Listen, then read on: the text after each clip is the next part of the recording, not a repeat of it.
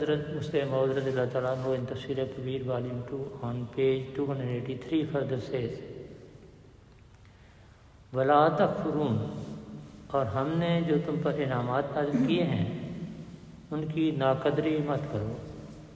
حدیثوں میں آتا ہے کہ رسول کریم صلی اللہ علیہ وسلم نے ایک دفعہ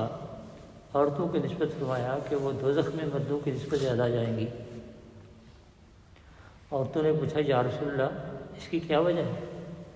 آپ نے فرمایا اس کی یہ وجہ ہے کہ تم میں ناشکری کا مرض زیادہ پایا جاتا ہے۔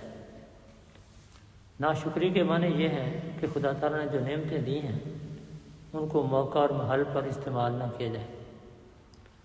خدا تعالیٰ نے کان اس لیے دیے ہیں کہ خدائے رحمان کی باتیں سنی جائیں،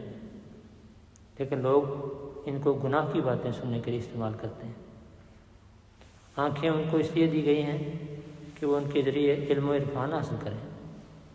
مگر کوئی ان کے ذریعہ یہ دیکھتا ہے کہ فلاں کے پاس اتنی دولت کیوں ہے، اور کوئی کسی اور ناجائز جگہ پر ان کو استعمال کرتا ہے۔ اسی طرح زبان ان کو اس لیے دی گئی ہے کہ وہ اس سے اچھی گفتگو کریں اور خدا تعالیٰ کا ذکر کریں،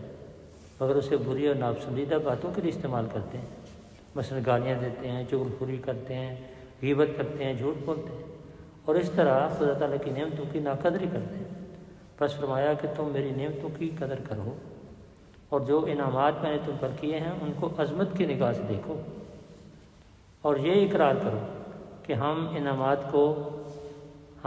انعامات کو صحیح طور پر استعمال کریں گے اور ان کا غلط استعمال کر کے خدا تعالیٰ کی نعمتوں کی بے حرمتی نہیں کریں گے۔